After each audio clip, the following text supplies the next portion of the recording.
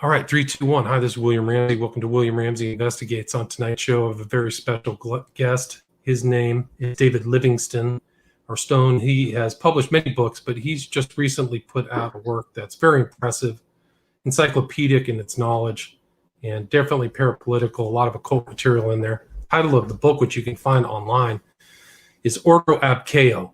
And if you can see on YouTube, you can see it's all spelled out. So it's Ordo Ab Chao.ca, I believe. So if you'd like to check that out, I've been reading through it today. I didn't have time to go through the whole material. There's tons of stuff, 6 total, really almost books in themselves. But he's also written other books: The Dying God, The Hidden History of Western Civilization, published in 2002, Black Terror, White Soldiers, Islam, Fascism, and the New Age, published June 2013.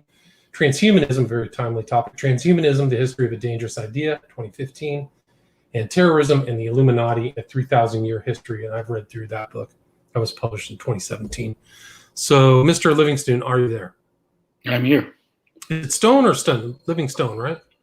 I think it's Stone, yeah. Okay. For people who haven't heard your name or may not be familiar with work, can you talk a little bit about your background and what led you to this work that you've published online, Ordo Ab Chao? Yeah, it's now 30 years of study. So this is why my recent book is really is very much the result of all that effort. So I've even shocked myself at the amount of new ideas and concepts that I was able to discover. Even though I've been at it for so long, I thought I'd touch a lot of topics, but this is so many of them are brand new and so pivotal, like so crucial to understanding the bigger picture. Basically, what I've been trying to do the last 30 years is understand the history of the occult. And of course, that's not just for its own sake. It's because those who spearhead this tradition have attained, especially in the last couple of centuries, positions of very important influence where they've basically been able to orchestrate most of the recent events. So to understand what they've done, why they've done it, and ideally, if we can try to understand what they're trying to do, then the only way to do that is to explore the history of the cult. It's not an easy task because it's not available in mainstream history books. Right. It is touched on by a number of occult books, but those books are grossly unreliable because they tend to have to do mostly with legends. The thing is that with every legend, there's a piece of truth to it. So it's been a matter of trying to sift through all these occult legends and try to get to the root of what the true history was, because it is at least it's a very ancient history. It's at least a 3,000-year history, and one that is, particularly for what we know as Western history, is basically a whitewashed version of occult history for the masses. Right. It's fascinating. Yeah. So you actually start this new book all the way back to Chaldean Magi, ancient Greece. So you're definitely starting right from the time of recorded history. Yes. Which is what the main. Right. Sorry. Please go. Go ahead. Sorry. Oh, I was just going to say that's what the Masons do. OTO. Right. You have a section on Crowley, an excellent section on Crowley. Albert Pike. Albert Pike. So they're looking at it in this kind of great swath of history. So I think it's important for you to uncover all that stuff and show what these guys are thinking, all the people who orchestrated 9/11, things like that. Stuff that's going on with COVID, Great Reset, Schwab. Yeah. So where would you like to cover? We talked a little bit in the pre-interview, but do you have anything that from the book that might be timely?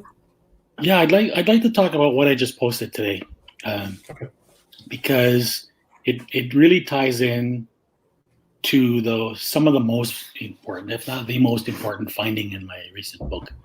So basically, what's happening on the 21st of December is what's called the Great Conjunction.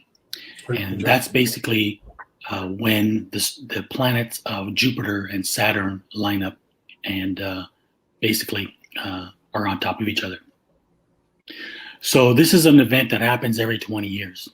It's the most important event in occult astrology. So what's interesting is that, so first of all, astrologers, I mean, it's being published in the mainstream news, but I don't think a lot of people are catching on to the significance of it. But astrologers are referring to it as the Christmas star. So what's particularly interesting about this particular conjunction is that it lines up exactly with the winter solstice. So of course, there's 4 Luciferian holidays a year, and that lines up with the 2 solstices and 2 equinoxes. And so those are Christmas, Easter, St. John's Day, and Halloween. So I read an article today that pointed out that although this happens every 20 years, the closeness of this particular alignment hasn't happened since 1623. So this is pretty shocking because one of the most important findings that I've done in my that I share in my latest book is because I've studied the Rosicrucians for a while, and Rosicrucians are essential to this entire story, right? I mean, basically, you got several stages in the development of occult tradition, and for at least Western history, it starts with the Templars, and then basically reemerges as the Rosicrucians. The Rosicrucians result in the Freemasons, and finally the Illuminati. So the advent of the Rosicrucians in particular really represents the modern birth of the most influential cult tradition. So, if you look at their own literature, what happens is that the advent of the Rosicrucians was deliberately timed with the great conjunction of their time, which was supposed to happen in 1623. So the Rosicrucian movement actually emerged a few years before that, when the first manifestos were published. But it's when the movement was announced to the world that it happened in 1623. So also what I show in my book, this is all part of my latest findings. In fact, this is what I've treated before, but I've gone into more depth this time. So what's unique is that I've seen no other scholars identify is that right after this period, so first of all, the Rosicrucians, they supposedly get defeated because what happens is they offer, so the Rosicrucian movement is based on the marriage of Frederick V of the Palatinate to Elizabeth Stuart, who's the daughter of King James. So this is written about in a book by Valentin Andrea called The Chemical Wedding, which means the alchemical wedding. So this wedding was particular significance, and I explain where that goes in a minute before I explain becomes before. Okay.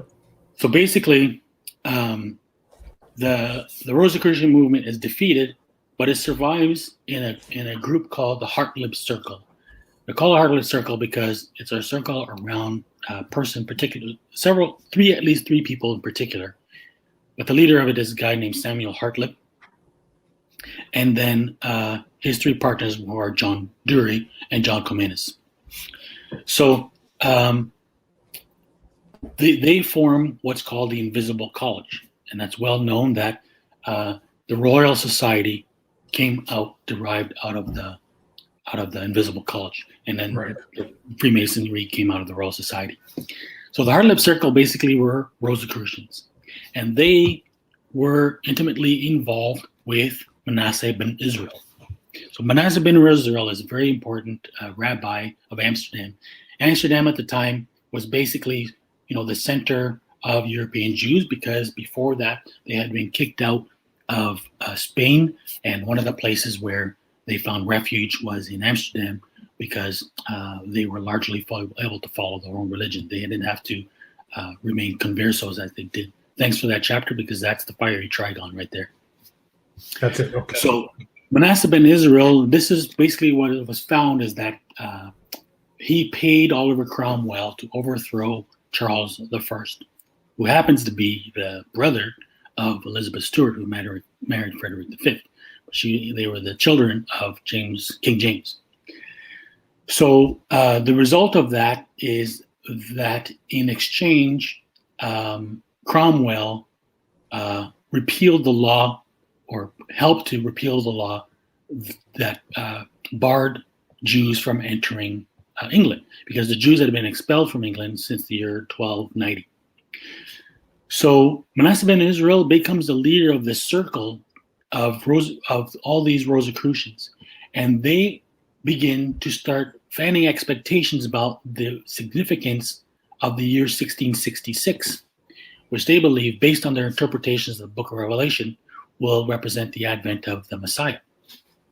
So, of course, what happens is that in that year, that's the year that Shabtai Zvi declares himself Messiah. And his immediate influence happens all around these people who are these millenarians associated with the Hartlib Circle, particularly a guy named Peter Serrarius. And Peter Serrarius is Manasseh ben Israel's main partner, and he's the one who keeps most of these guys abreast of the events of Shabtai Zvi's mission, and particularly people like John Durig, and most important, a guy named, what was his first name? Oldenburg, this is his last name, who is one of the founders of the Royal Society. So when you look at the Royal Society, it's basically mostly composed of people who are associated with the Hartlib Circle, so-called Invisible College, and associated directly and indirectly with Manasseh ben Israel.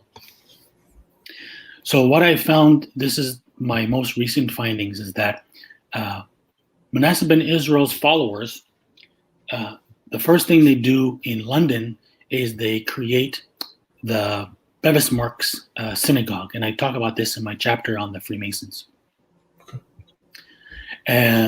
So Bevis Marks Synagogue then has 4 sister congregations in the United States.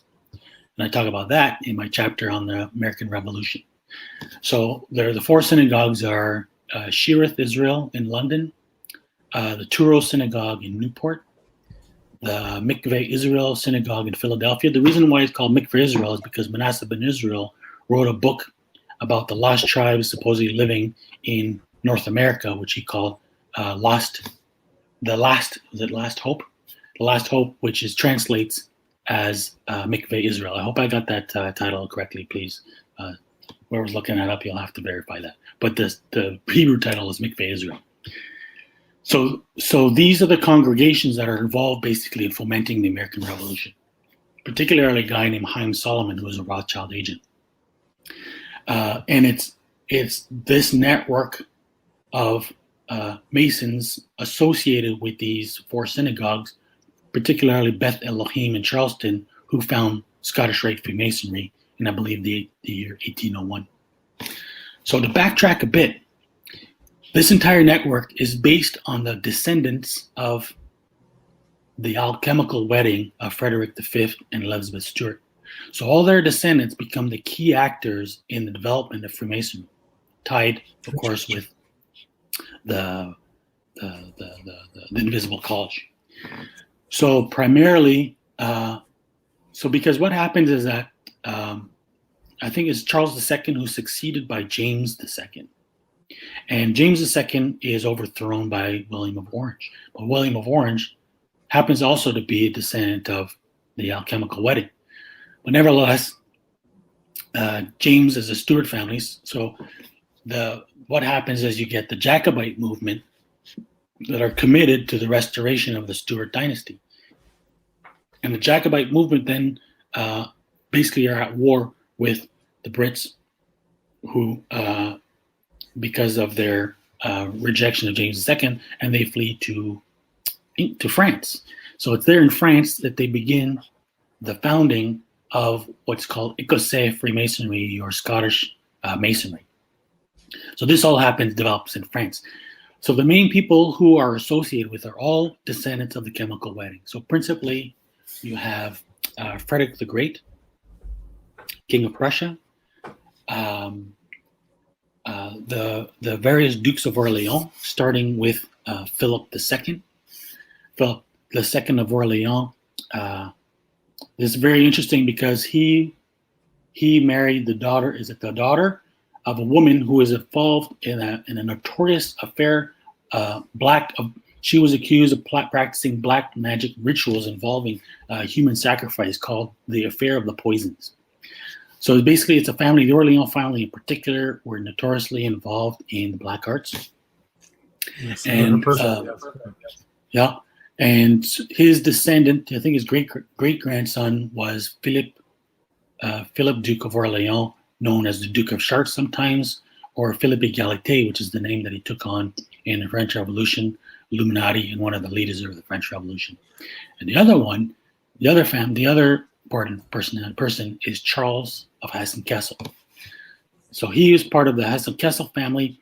It's with his father that the Rothschild family begins their fortune.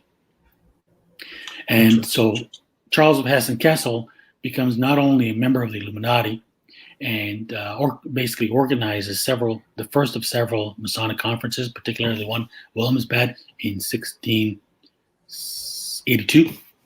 But he's also becomes Grand Master of the Asiatic Brethren. The Asiatic Brethren are very important because they were founded by Moses Dobruschka, who is the cousin of Jacob Frank. So out of the successors, Rabbi Antelman discovered a list, what he called a list of ordination, which lists the various successors, recognized successors, Shabtai Zvi. So among them is Rabbi Allion, who is a rabbi associated with Bevis Marx, so closely associated, and that's the synagogue that was involved in the birth of Freemasonry. Also Rabbi Eberschutz, who is very important because Rabbi Eberschutz, he was part of what's called the Emden-Eberschutz controversy, which is really what brought the Sabbatean movement to the fore. It's important to remember that in Judaism, Sabbateanism was a heresy, regarded as a heresy. The legitimate traditional rabbis attempted to suppress the movement. So they excommunicated Sabbateans, but they weren't able to suppress it. It basically continued to survive underground, principally through organizations like the Freemasons and the Illuminati. So Jacob Frank is another successor, and again, his cousin is Moses Dobruschka, who founds the Asiatic Brethren. One of the most important. So another person who's listed on the list of ordination as the final, successor at that time was Moses Mendelssohn. So Moses Mendelssohn becomes the leader of what's called Haskalah, and that's a Jewish enlightenment. And it's a movement basically that attempts to reform Judaism. So effectively, it was the source of creating what eventually became referred to as Reform Judaism. And so all these guys, the guys who were in this Haskalah, were all associated with the Asiatic Brethren.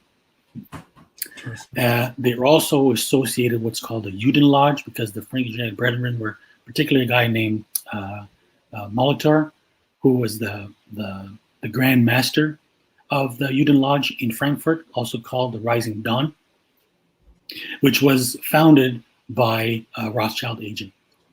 This is all history you can find in the most reputable books, like who's the writer of the History of the Jews? I can't remember his name.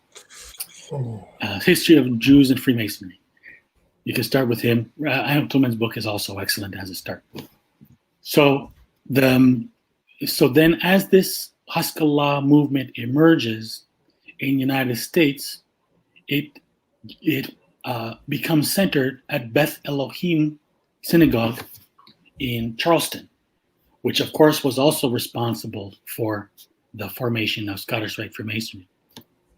And this is where you get, most importantly, a guy named Rabbi Wise, who is considered the founder of the Hamburg Temple. So the Hamburg Temple is where it begins. So the Hamburg Temple is the source of the Reform movement, which then gets transplanted to the United States. So Rabbi Wise becomes the leader of the Reform movement in the United States, and that's basically where you get the Zionist movement, particularly the Zionist movement in the United States. So, the scholars have tried to trace the survival of the Sabbateans. Most scholars tend to think that they sort of disappeared at the end of the 1900s. There's only a handful of people who are confirmed Sabbateans, and they're all basically the leaders of the American Zionist movement. So that's wow. So you can trace that all the way back. Yes. So that's Judge Brandeis, Felix Frankfurter, the Warburgs, and Rabbi Stephen Wise. So these are the guys now who are all basically responsible for leading the Zionist movement in the United States. Which can be all traced back to the Great Conjunction of 1663, which is being predicted to happen in a couple of weeks. Right, December. And that's just a piece of the history. There's a lot that goes before it and after it and in between. Well, I think your writing in this book really shows how much influence a lot of these rabbis and people of the Jewish faith had upon European culture and civilization. How they're crossing. Let's be clear, though, they're not of the Jewish faith, right? They're Jewish heretics. Jewish heretics. But there's still people are referencing the rabbis and stuff, etc. Mm-hmm. At least from what I gleaned from your writing. But I mean it's incredible. So here is Isaac Wise. He says from your book, Masonry is a Jewish institution whose history, degrees, charges, passwords, and explanations are Jewish from beginning to the end. It's pretty fascinating. Point. Period. Where do you want to go from there? I mean, what else would you like to cover? There's so many angles from there because it depends on when you want to cover. There's the whole history that leads up before that. What's really new in my book is about the history of the Order of Santiago, the which I had never heard of until the last few years.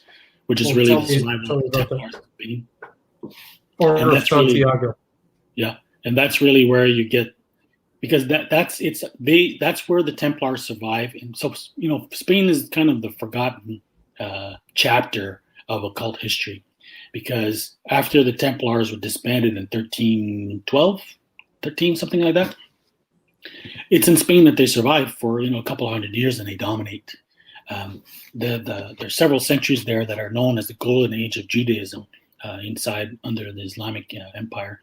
But then it happens with the Reconquista. So for the most part, the Muslims are driven out of Spain, and the Order of Santiago are important in that. But the entire history of the cult through that period, from the end of the Templars to the expulsion from Spain, it resides in Spain. And is carried out through the Order of Santiago. Particularly important is what's called the Camino of Santiago, the Way of St. James, which is the pilgrimage route. Mm-hmm. And I go into I explain there the source of the significance of St. James and that pilgrimage route, and it's particularly its association with the Abbey of Cluny. So, because what's important is that all these families, the aristocratic families that are associated with the Order of Santiago, are basically crypto-Templars and tend to believe Marranos and crypto-Jews. And what happened... They're still around to this day, is that correct? Yes, they are. So what happens is that Ferdinand and Isabella were descendants of Jews, despite the fact that they ordered their expulsion in 1492. So what's important is that the day after the Jews were expelled, that's when Columbus gets sent on his voyage to the New World. Because part of the significance, I think, is because according to Kabbalistic prophecy, the Messiah can't come until the Jews are spread across the world.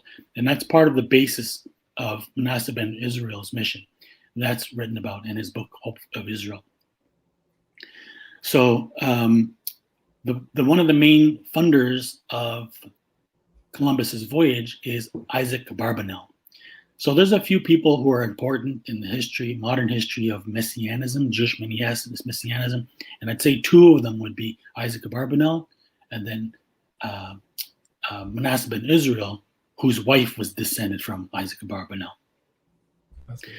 Isaac Abarbanel was also responsible for disseminating what's called the Curse of Ham myth. And the Curse of Ham myth is this idea that the Black Africans are descended from the Canaanites, and therefore their enslavement is sanctioned by the Bible. And that's why you find that the slavery begins with the Knights of Christ, which is also the Neo-Templar order, closely associated with the Order of Santiago. It's Prince Henry the Navigator basically gives birth to the slave trade. And so this slave trade basically provides the financial backing for this conspiracy to begin. And it's with this exploration and then the travels to various parts of the Africa and the New World that like Manasseh ben Israel was involved in the slave trade and most of his associates. So that's why the people who came to found Masonry in the United States and the earliest Jewish communities were also associated with this circle of slave trade. Slave trade, right. That was really a thing. Like the sons of Noah, that was really people broke down the races into those different parts, right? Because one became the Europeans, one became the blacks, one became Asians or Asian, whatever. That's right. So Japheth that was the justification. Pardon me? Japheth is the three sons. Right. Japheth. So Japheth is the European. Shem is the ancestor of the Semites, and the sons of Ham, like Cush and I can't remember the other names, are permanently colonized Africa and became the. So the anachronism there is basically that Canaan settled in Canaanite. So he wasn't an African, but for some reason they attributed the curse back to Ham and then attributed it to the African. Very convenient, right? Convenient biblical basis supposed for that's right. Atrocities, right? Yeah. So I mean, you just see these lines of families and things just bubbling from the past to the present. Yes. Especially like through the Hispanic world. Yeah. And I mean, it's interesting too. Go ahead.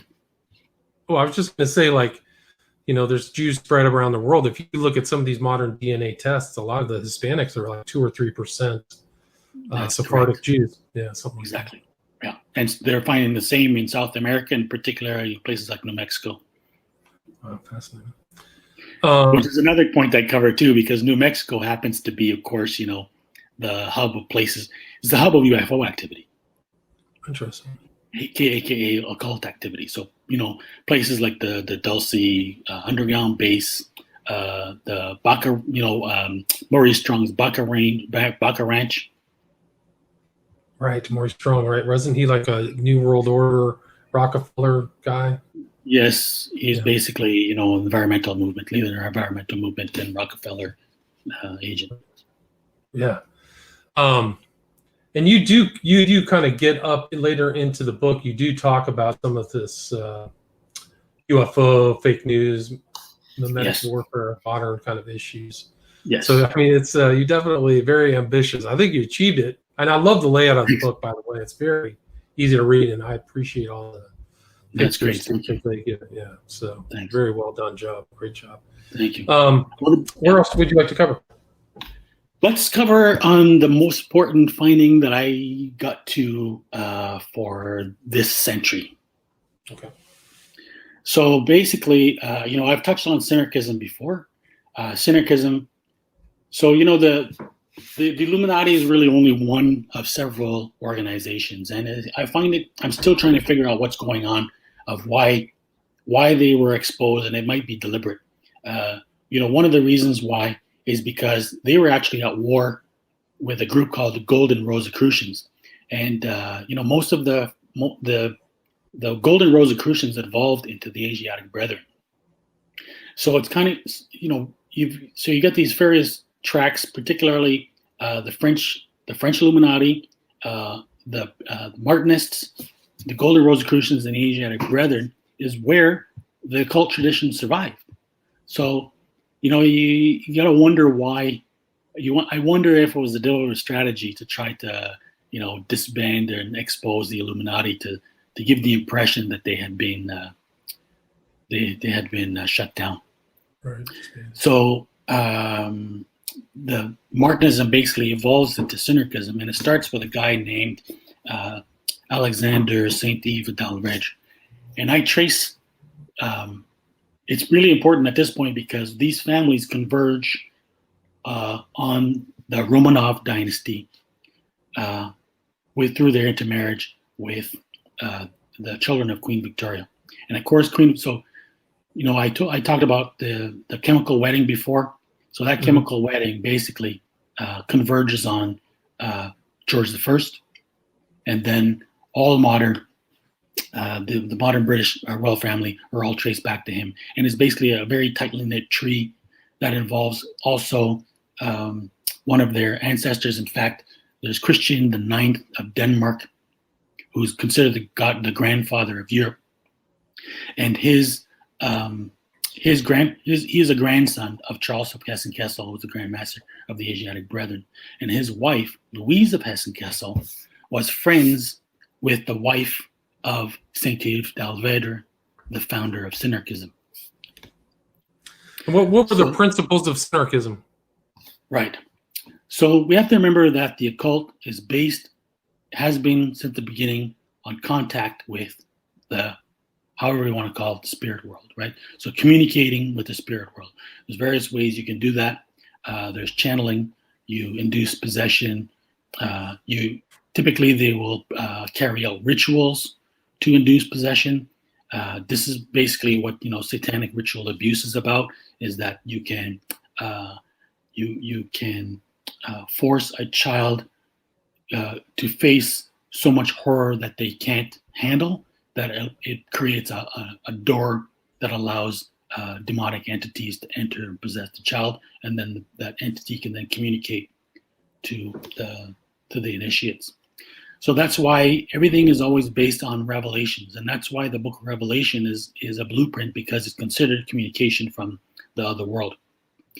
And this is a tradition that goes back long before the book of Revelation. You find there's a tradition of what's called apocalyptic literature, which was associated particularly with groups like the Essenes, which is all founded on, communications to particular quote unquote prophets who received these revelations from the other world. This happened throughout the centuries, particularly in Kabbalah. Mystics were said to have had contact with Elijah. Elijah is the most often recurring person. This has its equivalent in Islam as the little kidder, the green one, or Saint George in the Christians. So in the Middle Ages, you have some other important revelations, particularly that of Nostradamus, and it continues. The most recent one, which is very important, I don't think we're going to have time to discuss it, which is the revelations of Fatima, the secrets of Fatima. Those are essential.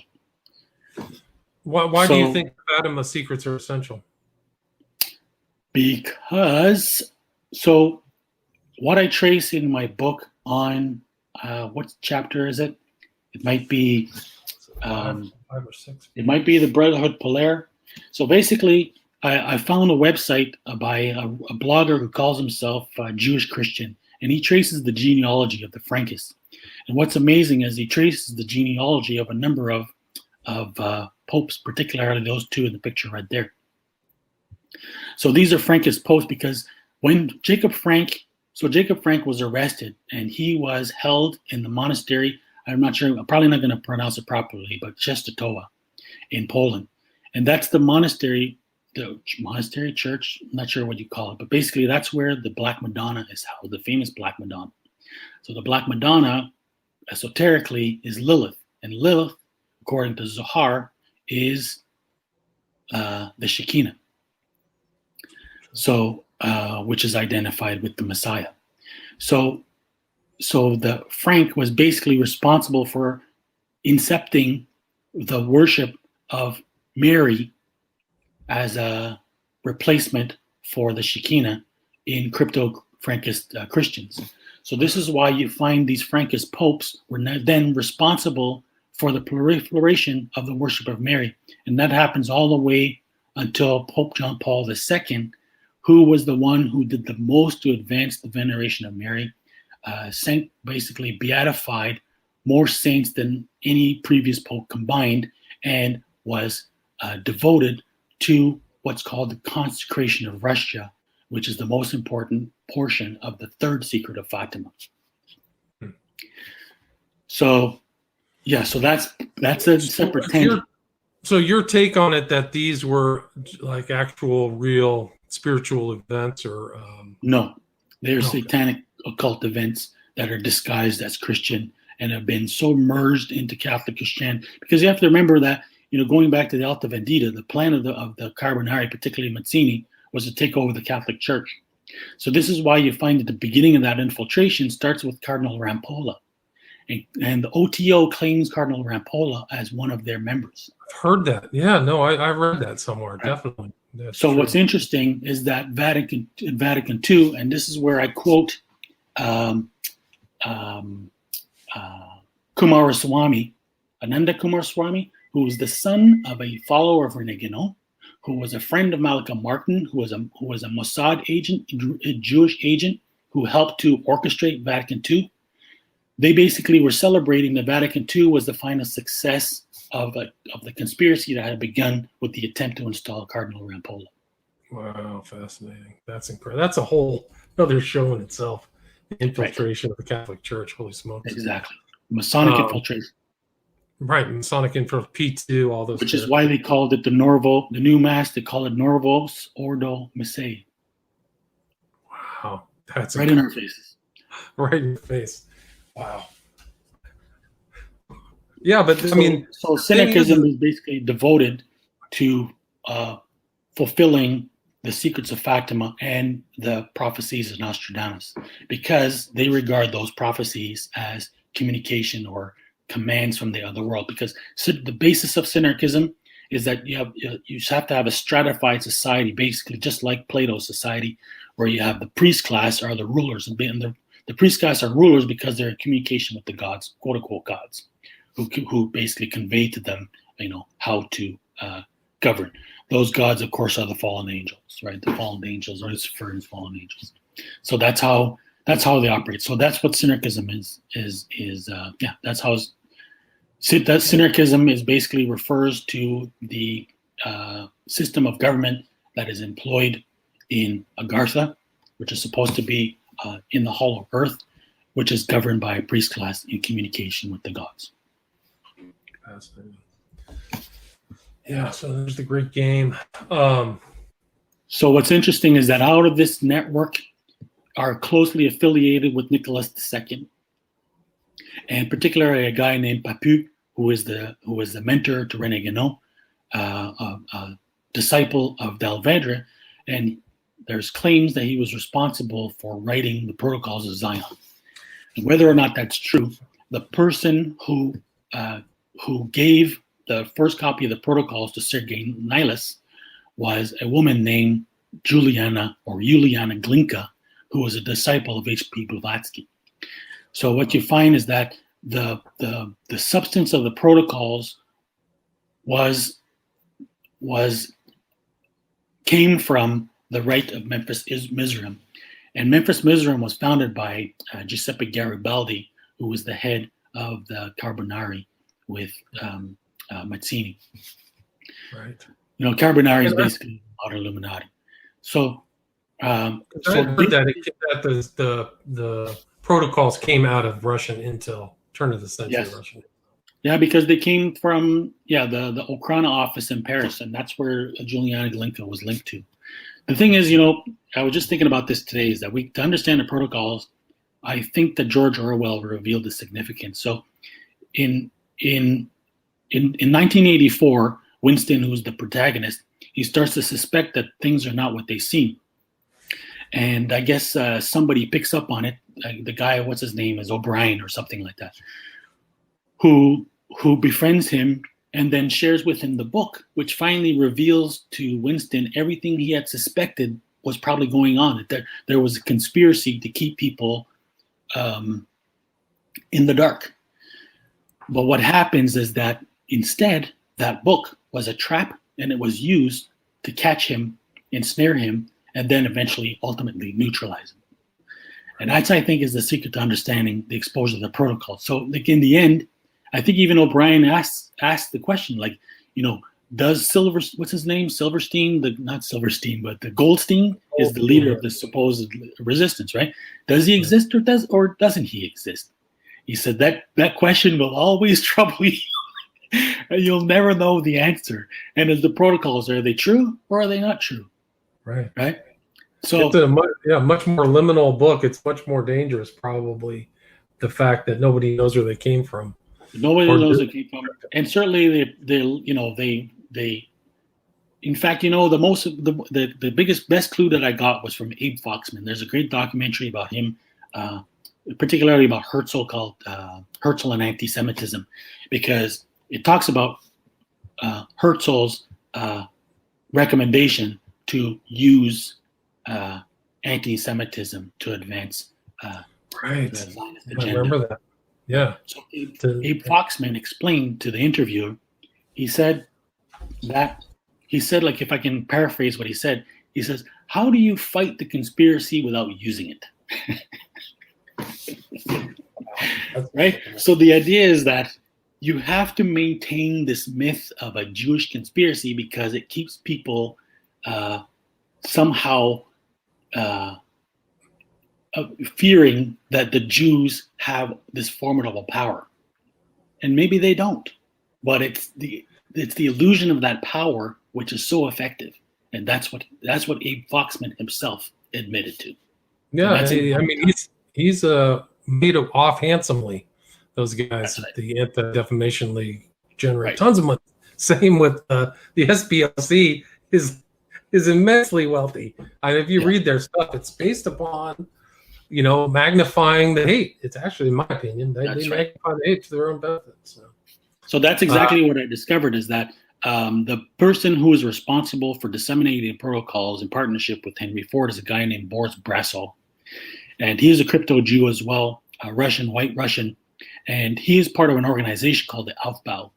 And this is a great book by Michael Kellogg. I can't remember the title, but exposes the Russian roots of the Nazis, something like that. That basically shows that the Aufbau was the source of the Nazi Party. In particular, they're the ones who introduced the Nazis to the protocols. And the protocol. So what I also traced, now we won't be able to cover all this, but I traced extensive interaction of, I believe that Hitler was a British agent. I believe that Aleister Crowley was his handler. And I cover all those connections in a chapter called the Cliveden Set. But basically what happens is that Boris Brasov then comes to the United States. And then he becomes, quote unquote, the brain trust of the America First Committee. America First is actually a slogan of the Klan. We have to remember that the Klan, again, goes back to Albert Pike. And there's a whole history there that we could cover in another show. Time. But the history of the American Civil War, which I cover in some detail, that shows there's an occult history there. There's no doubt about it. Yeah. So so basically, Boris Brasov founds. I'll summarize this.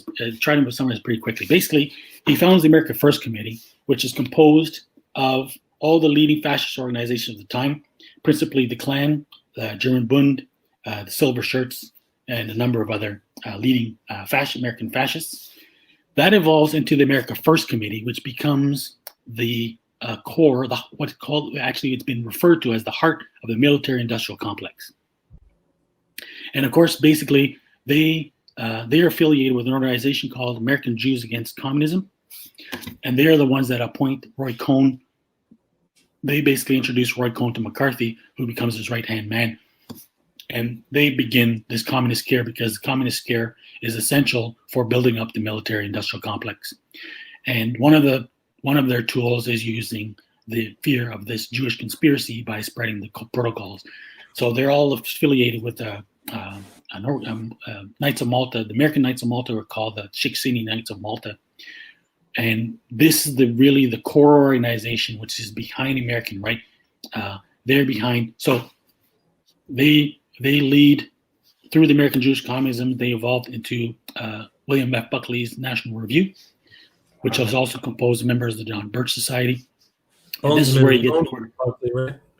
This is the coordinate network involved in the assassination of John F. Kennedy, which apparently is perpetrated by the Permindex, to which Roy Cohn was a member. And then out of this, you get the secret team. And the secret team is a core group around Ted Shackley, working for the CIA. This is where they begin their drug trade in the Golden Triangle, which begins the history that evolves into the Iran-Contra mission. Out of Iran-Contra, that group around... Side story that'll be fascinating. When I was in D.C., I actually... she brought me the daughter of Ted Shackley.